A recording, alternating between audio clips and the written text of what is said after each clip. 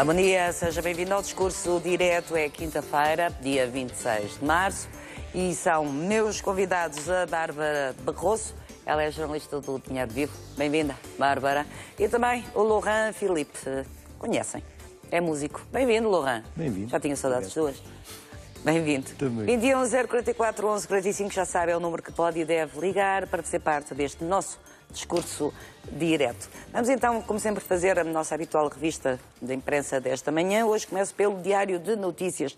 Diário de Notícias que mostra os 4 líderes dos governos alemão, francês, espanhol, e diz: queda do A320 ainda é um mistério. Eu não sei se acabou a revista de imprensa. Pronto, não. Pois não, sabem porquê? Há sempre a seleção nacional, é a história daqui do nosso Discurso Direto, e creio que é o jogador Elísio que vai falar. Eliseu! Nacional de Futebol. Vamos então fazer a revista de imprensa desta manhã. Começo pelo Diário de Notícias. Diário de Notícias que tem a foto dos 3 líderes governamentais: Alemanha, França, Espanha. Queda do A320 ainda é um mistério, só a hipótese de explosão foi descartada. Violência doméstica deixou 700 órfãos em 10 anos. São dados da Comissão de Proteção às Vítimas de Crimes.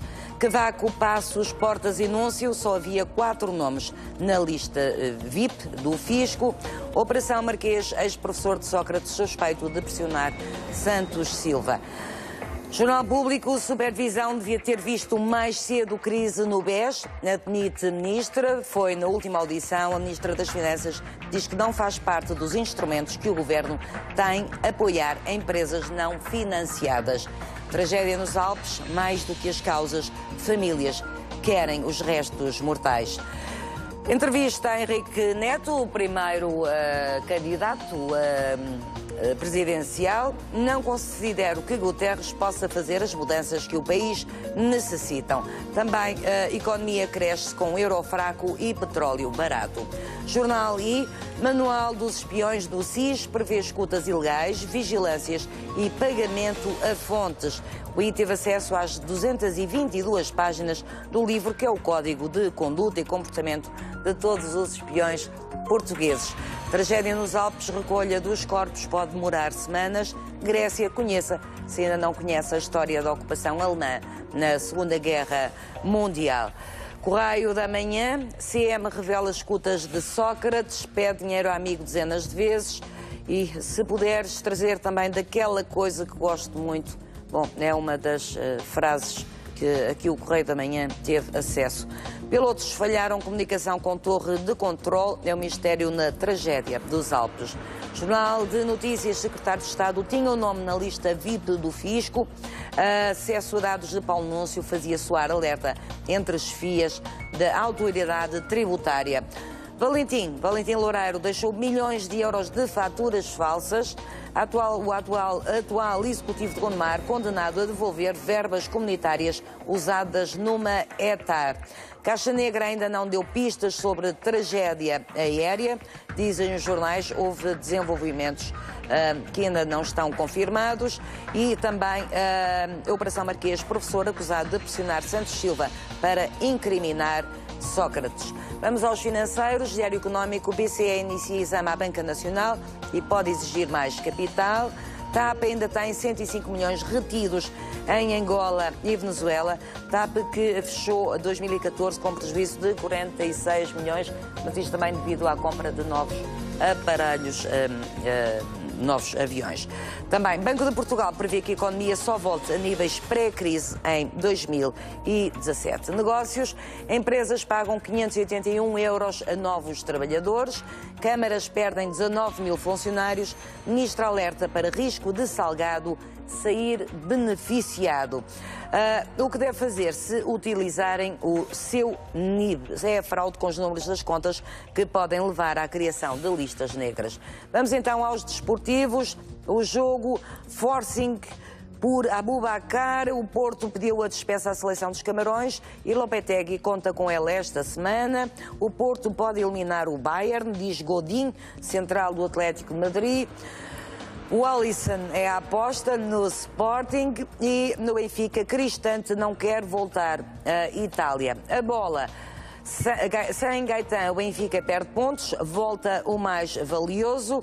Diz Godin, Jonathan é impressionante e vai triunfar. Sporting aberto à venda do William. O Leão quer ir ao mercado, mas primeiro precisa de vender. No Porto, 35 milhões por Danilo. Na seleção, Coentrão testado a extremo. Record caça ilegais nos grandes detectados casos irregulares com jogadores à experiência. É uma mega investigação que levou ontem equipas do CEF aos centros de estágio do Benfica, do Porto e do Sporting. Rian Gold vê Nani como tutor. No Sporting tem sido espetacular e obriga-me a concentrar. Godin elogia avançado, Jonathan rompe qualquer defesa e no Porto, Alexandro está focado no Porto. Hoje é dia de saída de revistas semanais. A Sábado diz, tem um exclusivo. Ex-professor de Sócrates acusado de conspirar para o manter preso. É uma queixa-crime que garante que Carlos Santos Silva foi pressionado para trair o amigo em troca da liberdade. Também, Ministro da Defesa em causa os negócios à volta de Aguiar Branco. A Visão fala da lista VIP. O relatório secreto revela o documento do Fisco que confirma a criação do pacote VIP. Casos Passos Coelho, Tecnoforma, na origem da decisão. Penhoras também fica a saber quem é que lucra com as falências. Está feita assim a revista de imprensa.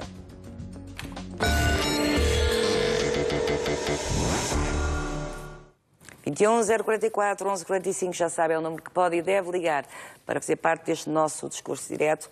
Bem-vinda, Bárbara Barroso, bem-vindo, Laurent Philippe. Olha, trouxe-te ao mundo real, não é? Não, ler-te os jornais todos, não é? Às vezes eu sei que é traumatizante. Neste caso são 4. São 4? Olha, vá lá, está cheio de sorte. Temos que dividir pelos convidados. Bárbara. Olha, eu começava aqui por destacar a manchete do Diário Económico, que fala hoje do BCE iniciar os exames à banca e que pode obrigar a reforços de capital. Sim. E isto é particularmente relevante, porquê? Porque desde 2011 que os bancos portugueses têm, e assim como outros bancos a nível europeu, têm vindo a reforçar o seu capital para repor os rácios de capital e também de liquidez. E este exercício do BCE, que é o primeiro exercício que o BCE faz enquanto supervisor de toda a banca, ou seja, já não é o Banco de Portugal, que é o supervisor direto nos bancos materialmente relevantes, ou seja, aqueles que são os maiores bancos, é o BCE. E existe aqui a probabilidade de ser exigido mais capital. E isto é curioso. E como é que se arranja esse capital?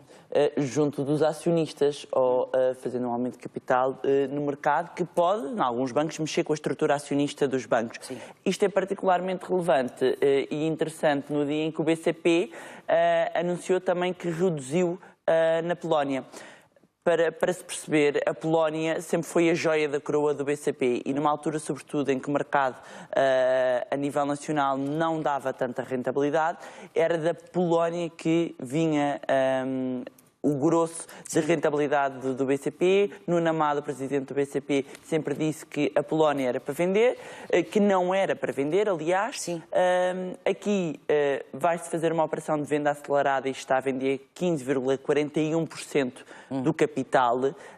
Permanecem com a maioria de capital. Isto vai permitir o quê? Não só reforçar os tais rácios, que pode ir aqui ao encontro destes exames então do BCE, como também vai permitir conseguir ganhar aqui uma folga para reembolsar ao Estado, porque ainda existe uma ajuda estatal. Sim. O BCP ainda tem 750 milhões de euros em obrigações de capital contingente, os tais COCs, e Nuno Amado já tinha dito na última apresentação de resultados anuais do banco que estava nos seus planos antecipar, ou seja, e ser possível este ano reembolsar, saindo definitivamente o Estado do banco e, portanto, com esta operação o BCP poderá conseguir realizar estes 2 pontos, mas hoje a operação também ainda está a decorrer porque é uma venda acelerada e vamos também certamente continuar a acompanhar este caso.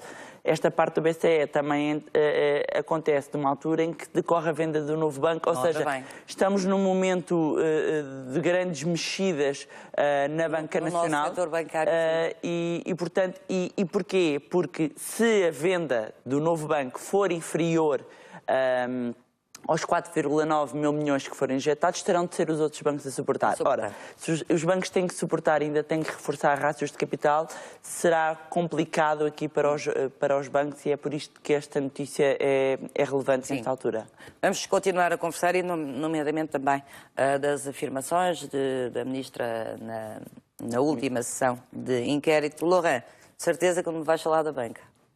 Não. Sendo eu mais sensível aos assuntos da cultura, destaco no Jornal Público um artigo sobre a comemoração dos 10 anos da Casa da Música e sobre a continuidade da administração, da gestão da Casa da Música, que, como sabemos, atravessou períodos conturbados e é um projeto que tem imenso mérito, não só para a cidade do Porto, mas também para o panorama cultural nacional.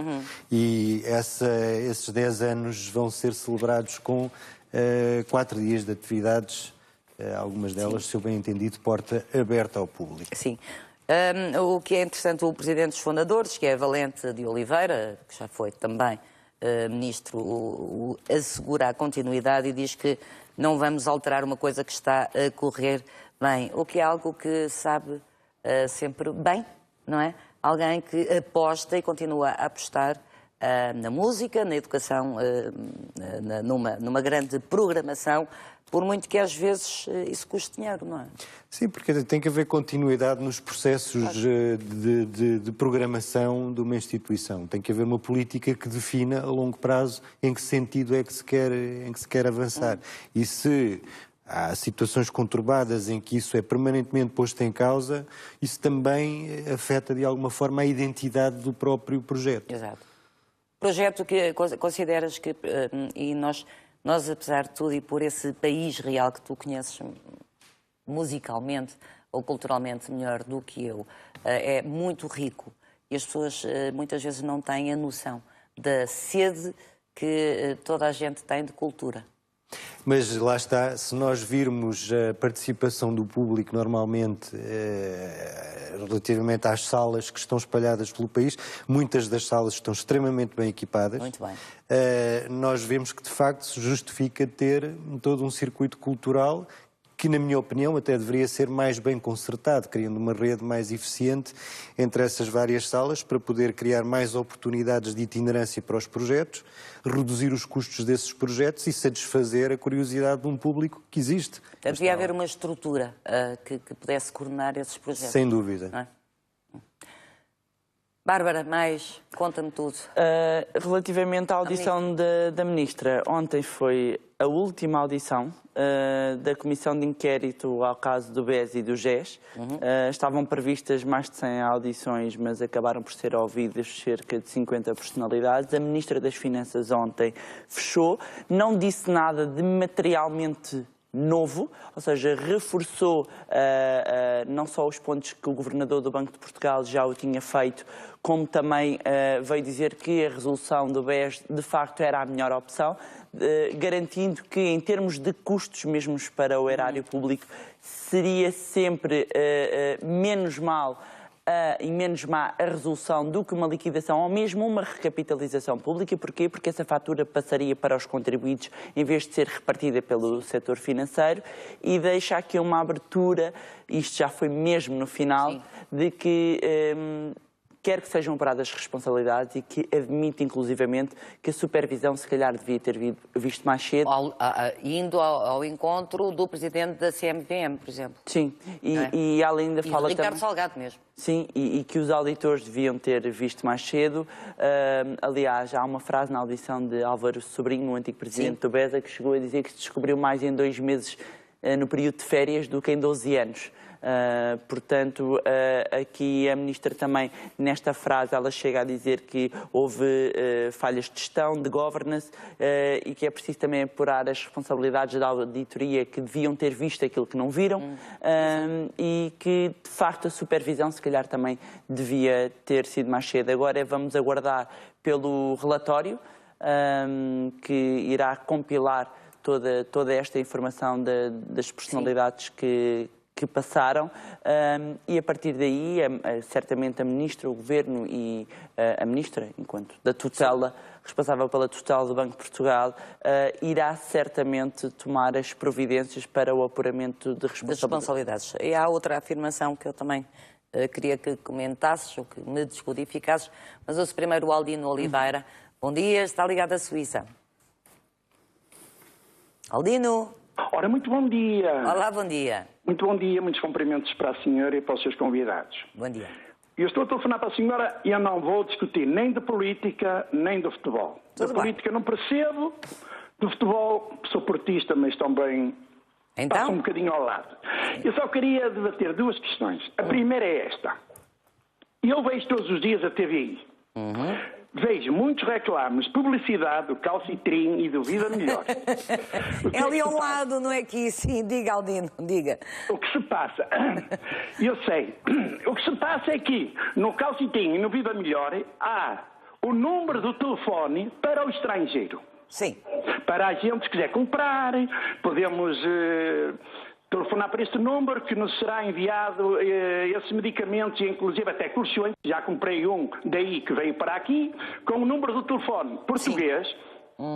E é isso que eu queria dizer. E a segunda coisa que eu queria dizer, se a senhora jornalista me podia informar, Diga. é que na tarde é sua, você na TV e outros concursos que se passam na TVI, na RTP1, na SIC e companhia, porque é que não abrem o canal para nós imigrantes cá para fora? Porque é que é só para Portugal e nós não podemos ter acesso às chamadas para aí, para concorrer no vosso programa também. Era só isso que eu queria dizer. Aldino, olha, eu qualquer dia fico a provedora também do telespectador. Já disse ao José Cunha que o livro que lhe deviam do José Águas, eu já disse à produção do Você na TV para enviarem o livro. E agora, Aldino Oliveira, lá vou eu falar com a produção dos programas para falar sobre essa situação. Quanto à transmissão em canal aberto, ainda não podemos, mas eu creio que os responsáveis da TV estão a tratar tudo isso. Um abraço e bom trabalho. Muito obrigada. Américo Costa, bom dia. Está a ligar da Albergaria à Velha. Ora, bom dia, doutora Paula, cá dia. sou eu. Bem-vindo. Ainda bem que saí ontem do hospital novamente. Eu tinha prometido à doutora Paula que lhe ia revelar uma bomba, mas afinal ela saiu mais rápido que aquilo que eu esperava. Eu no dia 4 prometi à doutora Paula que ia sair uma bomba. Ora bem, mas eu vou já adiantar à doutora Paula que não são 4 bips, são mais. Sim. A doutora Paula vai esperar aí mais 2 mesinhos. Pronto. Próximo às eleições. Bárbara, estavas cá, não estavas? 2 a 3 mesinhos, porque vocês descobrem tudo e mais alguma coisa. Sim. Agora há uma coisa que eu me admiro. É que realmente um colega foi desaparecido em combate.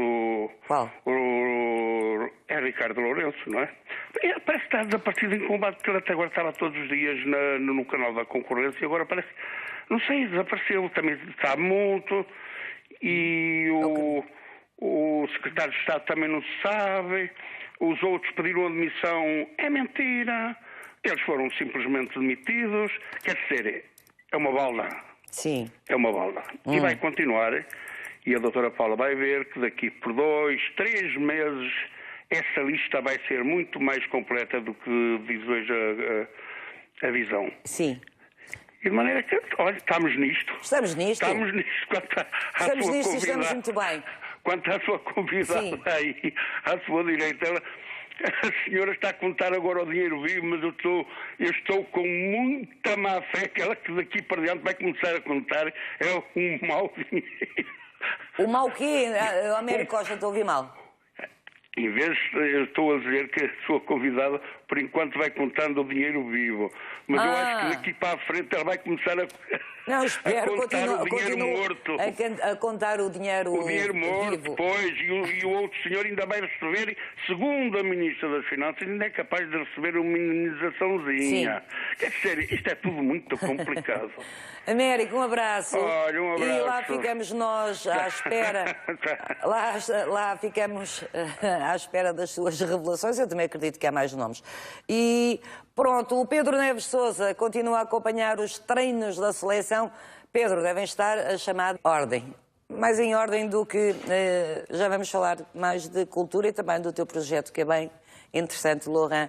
Eu só quero saber porque é que a ministra Bárbara disse que o risco de Salgado a ministra alerta para o risco de Ricardo Salgado ainda sair beneficiado desta história toda. Isto tem a ver com o papel comercial, ou seja, os investidores que subscreveram papel comercial das empresas do GES que foram vendidas aos balcões do BES. E a ministra está a alertar aqui para o facto da hierarquia de credores ter de ser respeitada. Porque se a hierarquia não for respeitada, poderá correr-se aqui o risco de alguns credores, e nomeadamente os acionistas, serem reembolsados primeiramente do que outros. Logo, Ricardo Salgado, como principal dos principais acionistas. Exatamente. E ela menciona não só Ricardo Salgado, como a própria Goldman Sachs. Exato. Portanto, é nesse sentido que ela preferiu esta frase, que existem, de facto, hierarquias em termos de credores que têm de ser cumpridas, e seguindo o ponto, nomeadamente, de que o papel comercial, já o Governador do Banco de Portugal tinha dito na véspera, é da responsabilidade dos emitentes. No entanto, o novo banco pode, quanto muito por questões reputacionais, fazer uma proposta comercial. E a que está em cima da mesa, então, é uma troca do papel comercial, do valor por obrigações do novo banco, com um corte de 60% a 70%. Mas aqui ainda nada está fechado, as negociações ainda continuam a decorrer, e também poderá haver aqui alguns investidores que foram identificados como que enganados, digamos assim, ou seja, não tinham a apetência para aquele risco e foi-lhes vendido, e nesse caso caberá à CMVM, porque existe um fundo de indenização de investidores, fazer essa indenização, mas quer-me parecer que isto ainda demorará algum tempo até haver uma decisão, apesar de, claramente, Eduardo Stock da Cunha, ou seja, o presidente do novo banco, já ter vindo dizer que pretende resolver esta situação. Exatamente. Aliás, aquela comissão dos expoliados do Banco Espírito Santo, agora, no banco tem reunido, tal como nos foi dito aqui, imensas vezes, quer com a Stock da Cunha, quer com Carlos Tavares, pronto, e foram finalmente recebidos agora pelo Presidente do Banco de Portugal. Laurent, mais? Olha, não sendo eu da área da economia, destaquei no jornal uma notícia que eu acho que deve ser promovida na cultura do otimismo, que é, afinal, o Banco de Portugal fez um engano a nosso favor, iniciava uma subida de 1,5%, em dezembro, mas afinal agora é 1,7%, é o que se prevê no crescimento económico. É mau, não? O que tem que ser bom, pelo menos até para é mais otimista. É mais otimista, é um dinheiro pronto. Que vai começar a mexer, tudo isto mexe com as exportações e eu acho que também deve ajudar de alguma forma a um otimismo social que é necessário. E, portanto, como cidadão comum que acompanha estas coisas, acho que é uma notícia positiva. Eu também acho que sim. Olha, tens a festa do jazz. Temos a festa do jazz no São Luís, começa este fim de semana também. Tu que és um homem do jazz, ias-te esquecer. Não estava esquecido. Sim, que é fantástico. Irene Duarte, muito rapidamente, desculpe, bom dia, está a ligar de Loures. Bom dia. Olá, bom dia para todos, e vou ser muito rápida. Obrigada. Eu queria falar do avião Germanwings que caiu na segunda-feira. É um favor para mim. Tenho 2 filhos na aviação.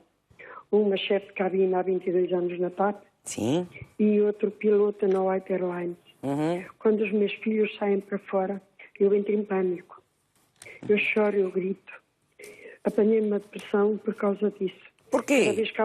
Porque cada vez que eles voam, eu entro em pânico. Quando foi daquele acidente no Japão, a minha filha estava no Japão com outra colega e eu sabia que ela estava naquele sítio. Quando eu vi a notícia no telejornal, eu caí, desmachei, gritei e daí a pouco ela liga-me do cockpit que chamaram, que sabiam que iam lá duas chefes de cabine para telefonar para a família. Sim. Foi quando ela me falou do cockpit e eu estou nervosa. E me disse, mãe, eu estou bem, embarquei 2 horas antes. A mim não me imagina. Eu apanhei uma depressão até hoje, nunca mais. Ela saiu ontem para fora 4 dias. Eu não quero saber para onde ela vai, que eu entrei em pânico. Daquele avião caiu, eu choro. Fui para a igreja rezar, como é que é possível?